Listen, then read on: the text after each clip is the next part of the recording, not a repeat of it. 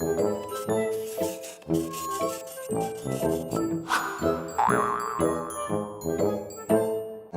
we're ready to go? We are pleased to welcome Bob Emiliani to Italy.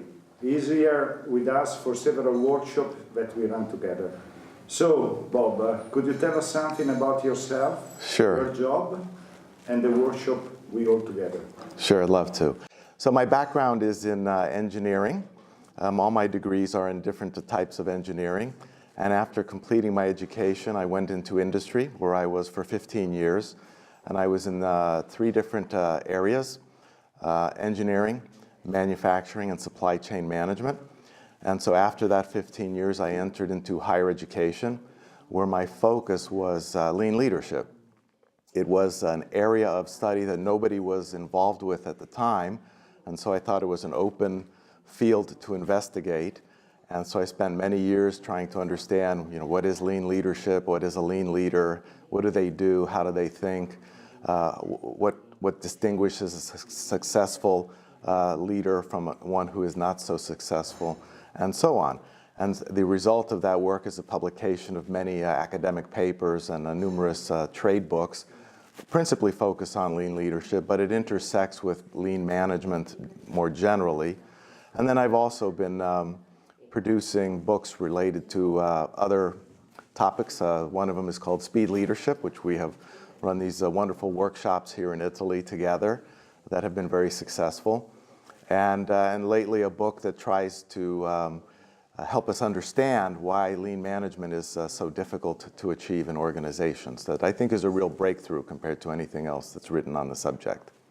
I met the concept of fake lean and real lean while reading your books. Could you explain us what is the difference and the meaning? Sure.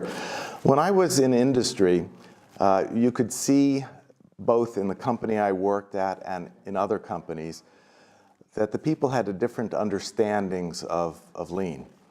And so when I left industry and went into higher education to teach lean management to students, I was looking for a simpler way to characterize the differences that I had observed. And so I came up with these terms, fake lean and real lean.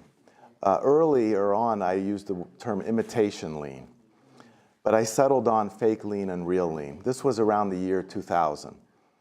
And so I defined fake lean as the application of continuous improvement tools alone, and real lean as the application of continuous improvement and respect for people.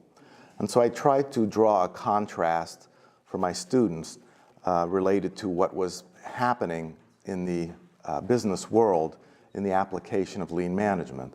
And of course, where we saw examples of real lean, the application of both continuous improvement and respect for people, we saw good results, good lean transformation results. And then in cases where we saw the fake lean, the practice only of continuous improvement, you saw some improvement, but it didn't really have much of a bottom line impact for the company. And it also did not engage and energize people in the way that real lean did. So there was a big difference in terms of people's level of enthusiasm and engagement in process improvement with real lean compared to fake lean. So not only was there different aspects in the technical and the human execution of process improvement, it was just a different level of enthusiasm and engagement and a spirit of improvement, expressed most succinctly by the word Kaizen, change for the better. And so the places that did lean well had a strong Kaizen effort and a wonderful engagement of the people in Kaizen. I know from my own experiences with Kaizen that it was so much fun. It was so exciting to be part of that. We achieved great things in a very short period of time. It was the kind of environment where we could have an idea and immediately put it into practice and try it out and see if it worked or not.